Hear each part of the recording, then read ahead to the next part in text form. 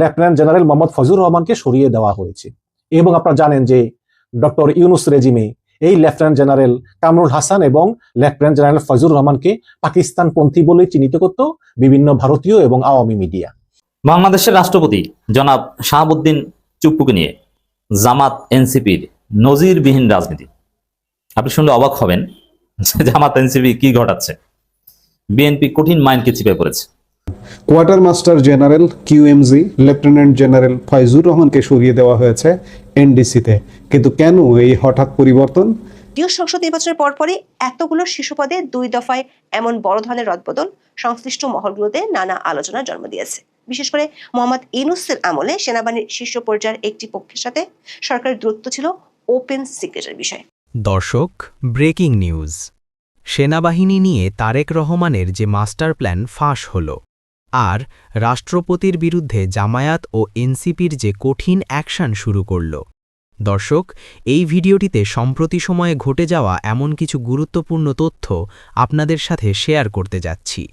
তথ্যগুলো বিস্তারিত জানতে ভিডিওটিতে একটি লাইক দিয়ে না টেনে সম্পূর্ণ ভিডিওটি দেখতে থাকুন। লেফটেন্যান্ট জেনারেল মোহাম্মদ ফজলুর রহমানকে সরিয়ে দেওয়া হয়েছে। এবং আপনারা জানেন যে ডক্টর ইউনুস রেজিমে এই লেফটেন্যান্ট জেনারেল কামরুল হাসান এবং লেফটেন্যান্ট জেনারেল ফজলুর রহমানকে পাকিস্তানপন্থী বলে চিহ্নিত করত বিভিন্ন ভারতীয় এবং আওয়ামী মিডিয়া। আমি একটু পড়ে শোনাই। চলমান পুনর্বিন্যাসের অংশ হিসাবে বাংলাদেশ সেনাবাহিনীতে 1 সপ্তাহের মধ্যে দ্বিতীয় দফা শীর্ষ পর্যায়ের রদবদল হয়েছে। বৃহস্পতিবার সেনা সদর থেকে পাওয়া তথ্য মতে এটা জানা যায়। তথ্য অনুযায়ী লেফটেন্যান্ট জেনারেল মোহাম্মদ শাহিনুল হককে কোয়ার্টার মাস্টার জেনারেল বা কিউএমজি করা হয়েছে। আগে এই কোয়ার্টার মাস্টার জেনারেল ছিলেন লেফটেন্যান্ট জেনারেল মোহাম্মদ ফজলুর রহমান। 19 পদাতিক ডিভিশনের জিওসি মেজর জেনারেল হোসেন আল মোরশেদকে অ্যাডজুটেন্ট জেনারেল করা হয়েছে। Major general MD Hakimuzzaman mister commandant এবং মেজর জেনারেল এমডি নাসিম পারভেজকে পররাষ্ট্র মন্ত্রণালয়ে বদলি করা হয়েছে। এবং কোয়ার্টার মাস্টার জেনারেলের মতো গুরুত্বপূর্ণ পদ থেকে সরিয়ে লেফটেন্যান্ট জেনারেল মোহাম্মদ ফজলুর রহমানকে জাতীয় প্রতিরক্ষা কলেজের কমান্ডেন্ট করা হয়েছে। মানে পদ থেকে সরিয়ে দেওয়া হয়েছে। সেনাবাহিনীতে কিন্তু কিছু পদ খুব গুরুত্বপূর্ণ, যেমন সেনাপ্রধান, তারপরে principal staff officer, quarter master general এবং চিফ অফ আর্মি স্টাফ। তো এগুলো খুবই গুরুত্বপূর্ণ। তো এর আগে এই প্রিন্সিপাল স্টাফ অফিসার থেকে সরিয়ে দেওয়া হলো লেফটেন্যান্ট জেনারেল কামরুল হাসানকে, এবং আজকে সরিয়ে দেওয়া হলো লেফটেন্যান্ট জেনারেল ফয়জুর রহমানকে কোয়ার্টার মাস্টার জেনারেলের পদ থেকে। এবং প্রশ্ন হচ্ছে যে আসলে এগুলো কেন করা হয়েছে? তারেক রহমান সরকার কিসের প্রভাবে এগুলো করতেছে? একটা সময় ছিল যখন ইউনূস সরকারের সময় কিন্তু সেনাবাহিনীর উপর ইউনূস সরকারের কোনো প্রভাব ছিল না। সেনাবাহিনীর প্রধান নিজের ইচ্ছা মতো অনেক কিছু করতেন। কিন্তু যেহেতু এখন একটা নির্বাচিত সরকার, এখন কিন্তু সেনাপ্রধান ইচ্ছা করলে কিছু করতে পারেন না। এবং এই যে এই সকল বদলি, তারপরে পদোন্নতি, এগুলি সবকিছু কিন্তু তারেক রহমান সরকারের আদেশই হচ্ছে বা তার ইচ্ছা অনুসারী হচ্ছে, এতে কোনো সন্দেহ নেই। সুতরাং এই যে এগুলো হলো, পাকিস্তানপন্থী বলে পরিচিত লেফটেন্যান্ট জেনারেল কামরুল হাসান এবং লেফটেন্যান্ট জেনারেল ফয়জুর রহমান এদেরকে অপেক্ষাকৃত কম গুরুত্বপূর্ণ পদে দেওয়া হলো। মাত্র 1 সপ্তাহ আগে লেফটেন্যান্ট জেনারেল কামরুল হাসানকে প্রিন্সিপাল স্টাফ অফিসার থেকে পরিবর্তন করা হলো, এবং নতুন প্রিন্সিপাল স্টাফ অফিসার হলেন lieutenant general M Mainur Rahman. এবং ধারণা করা হয় যে পরবর্তী সেনাপ্রধান হয়তো এম মাইনুর রহমানই হতে পারেন, যদি তিনি সরকারের কথা মতো সব কাজকর্ম করেন। এবং লেফটেন্যান্ট জেনারেল কামরুল হাসানকে বদলি করা হলো পররাষ্ট্র মন্ত্রণালয়ে। শুনতে কিন্তু অনেক ভালো শোনা যায়, কিন্তু পররাষ্ট্র মন্ত্রণালয় একটা ডাম্পিং পোস্ট, মানে যাকে সেনাবাহিনীর ভিতরে আর রাখার দরকার নাই, সেনাবাহিনীর ভিতরে নাক গলানোর দরকার নাই, তাকে পাঠানো হয় ওই পররাষ্ট্র মন্ত্রণালয়ে। এবং এই যে quartermaster general QMG lieutenant general Faizur Rahman, তাকে পাঠানো হলো প্রতিরক্ষা কলেজের কমান্ডেন্ট পদে। কম গুরুত্বপূর্ণ পোস্টে তাকে পদায়ন করা হলো। আপনারা জানেন যে ডক্টর ইউনূসের আমলে প্রায় 13 বছর পরে বাংলাদেশ সফরে এসেছিলেন পাকিস্তানের পররাষ্ট্রমন্ত্রী ইসাক দার। এবং এরপর থেকেই মূলত পাকিস্তান সরকারের ইচ্ছা এবং ইউনূস সরকারের ইচ্ছা কিন্তু দুই দেশের সম্পর্ক উন্নতি লাভ করে, এবং প্রতিরক্ষা নীতিতেও দুই দেশ পারস্পরিক সহযোগিতা বিনিময়ের ক্ষেত্রে ইচ্ছা পোষণ করেন। আপনারা জানেন যে শেখ হাসিনা পালিয়ে যাওয়ার পরে পাকিস্তানের প্রধানমন্ত্রী শাহবাজ শরীফ, তিনি ডক্টর ইউনূসের সঙ্গে কিন্তু একাধিক বৈঠক করেছেন। এবং গত বছরের জানুয়ারি মাসে, মানে এখন থেকে 1 বছর 1 মাস আগে, বাংলাদেশ সেনাবাহিনীর তৎকালীন principal staff officer lieutenant general Kamrul Hasan, তিনি সরাসরি পাকিস্তানে গিয়ে সাক্ষাৎ করেছেন পাকিস্তানের সেনাপ্রধান ফিল্ড মার্শাল আসিফ মনিরের সঙ্গে, যেটা কিন্তু ভারত ভালোভাবে নেয়নি। ঠিক এর পরের মাসেই ফেব্রুয়ারিতে পাকিস্তান সফরে যান নৌবাহিনীর প্রধান মোহাম্মদ নাজমুল হাসান, যদিও তিনি এখনো শপথে অধিষ্ঠিত, বাট কদিন থাকেন আমি জানি না। এরপরে এপ্রিল মাসেই পাকিস্তানের পররাষ্ট্র সচিব আমেনা বেলুচ, তিনি আবার ঢাকা সফরে আসেন। এরপর মে মাসে পাকিস্তান ভারত যুদ্ধ শুরু হলে পাকিস্তানের পররাষ্ট্রমন্ত্রী ইসাক দারের ঢাকা সফর পিছিয়ে যায়। তবে জুলাইয়ে পাকিস্তানের স্বরাষ্ট্রমন্ত্রী মোহসেন নকভি, তিনি আবার ঢাকা সফর করেন। সেই বছরের আগস্ট মাসে ইসাকদার তিনি ঢাকা সফরে আসেন এবং পাকিস্তানের পররাষ্ট্রমন্ত্রী যে মুহূর্তে ঢাকা সফরে এলেন ঠিক সেই মুহূর্তে আবার পাকিস্তান সফরে গিয়েছেন বাংলাদেশ সেনাবাহিনীর কোয়ার্টার মাস্টার জেনারেল, যাকে আজকে পদ থেকে সরিয়ে দেওয়া হলো, lieutenant general Faizur Rahman. Lieutenant general Faizur Rahman পাকিস্তানে গিয়ে তিনি পাকিস্তান সেনাবাহিনীর জয়েন্ট চিফস কমিটির চেয়ারম্যান জেনারেল শাহিন শামশাদ মির্জার সঙ্গে একান্ত বৈঠক করেন। এইসব বৈঠকগুলো নিয়ে কিন্তু দেশে বিদেশে সেই সময় অনেক আলোচনা হয়েছে, বিশেষ করে আওয়ামীপন্থী মিডিয়া এবং ভারতীয় মিডিয়া তারা এই লেফটেন্যান্ট জেনারেল কামরুল হাসান এবং লেফটেন্যান্ট জেনারেল ফয়জুর রহমানকে পাকিস্তানের চর বলে উল্লেখ করেছেন এবং তারা বলতেছেন এই দুই লেফটেন্যান্ট জেনারেল তারা জামাতপন্থী। এবং আপনারা অবশ্যই জানেন যে লেফটেন্যান্ট জেনারেল কামরুল হাসান তিনি ডক্টর ইউনুস রাস্তাভাজন ছিলেন এবং একটা গুঞ্জন ছিল যে জেনারেল ওয়াকারুজ্জামানকে সরিয়ে লেফটেন্যান্ট জেনারেল কামরুল হাসানকে আসলে সেনাবাহিনীর প্রধান বানানো হবে, কারণ জেনারেল ওয়াকারের প্রতি বিভিন্ন কারণে ডক্টর ইউনুস অত্যন্ত বিরক্ত ছিলেন। কারণ জেনারেল ওয়াকারুজ্জামান তিনি চাইতেন দ্রুত নির্বাচন দিয়ে এই সরকার সরে যাক এবং জেনারেল ওয়াকার চাইতেন যে সেনাবাহিনীর যেই অভিযুক্ত সেনা অফিসার তাদের বিচারটা আসলে সেনায় নেই হোক। তো এই সমস্ত বিভিন্ন বিষয় নিয়ে ডক্টর ইউনুস তার নিরাপত্তা উপদেষ্টা খলিলুর রহমান, চিফ প্রসিকিউটর তাজুল ইসলামের সঙ্গে এই সেনাবাহিনীর প্রধানের একটা মনস্তাত্ত্বিক দ্বন্দ্ব চলছিল। এখন ইউনুস সরকার আর নাই, খলিলুর রহমান এখন আবার জেনারেল ওয়াকারের কাছের লোক, বিএনপির কাছের লোক, তো এখন তো এরকম নাই। এই পরিবর্তিত পরিস্থিতি আসলে লেফটেন্যান্ট জেনারেল কামরুল হাসান তিনি একা হয়ে গিয়েছেন, যে তিনি ছিলেন ডক্টর ইউনুসের কাছের লোক। ডক্টর ইউনুস জেনারেল ওয়াকারকে সেনাবাহিনী প্রধান থেকে সরিয়ে এই লেফটেন্যান্ট জেনারেল কামরুল হাসানকে সেনাবাহিনীর প্রধান করতে চেয়েছিলেন, সেই সময় তো আর নাই।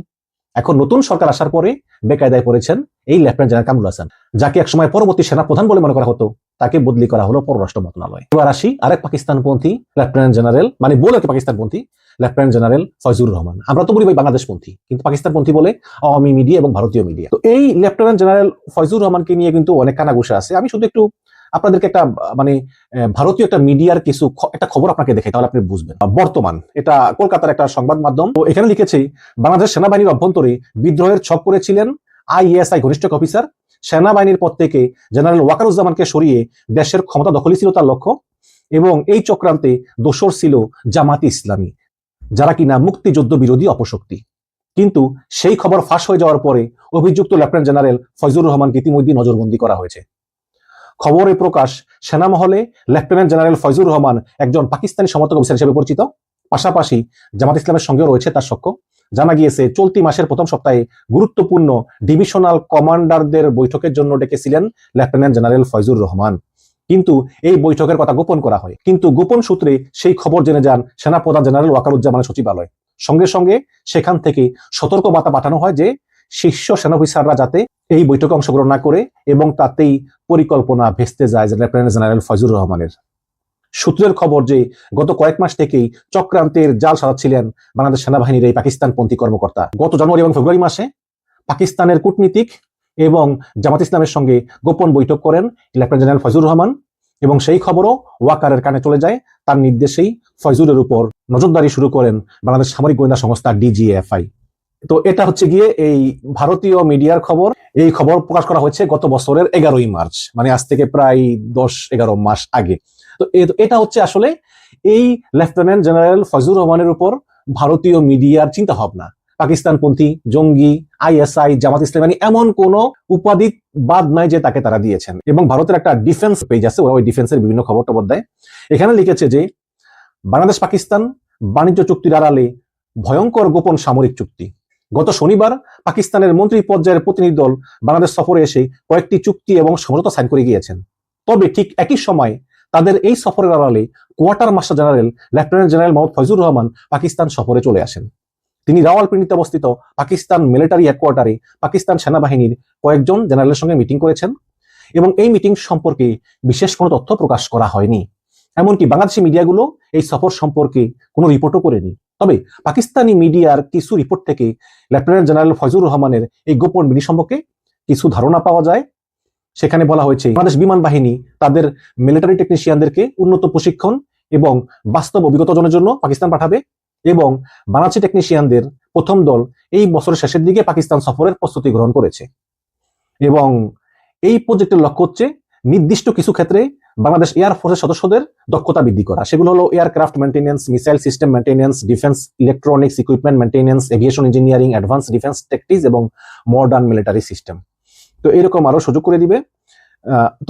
তো এইসব সহযোগিতা পাকিস্তান বাংলাদেশে করবে, এবং ভারতীয় বিশ্লেষকদের মতে এই পদক্ষেপ তাৎক্ষণিকভাবে আঞ্চলিক ক্ষমতার ভারসাম্য পরিবর্তন না করলেও এটি ধীরে ধীরে পাকিস্তানের সঙ্গে বাংলাদেশের প্রতিরক্ষা সম্পর্ককে আরো গভীর করতে পারে। এবং এই বছরের 15 জানুয়ারি বাংলাদেশ সেনাবাহিনীর principal staff officer lieutenant general ASM Kamrul হাসানের নেতৃত্বে একটি প্রতিনিধি দল পাকিস্তান সফরে এসে পাকিস্তান বিমান বাহিনীর প্রধানের সঙ্গে সাক্ষাৎ করে 32টি JF-17 ফাইটার ক্রয়ে আগ্রহ প্রকাশ করে।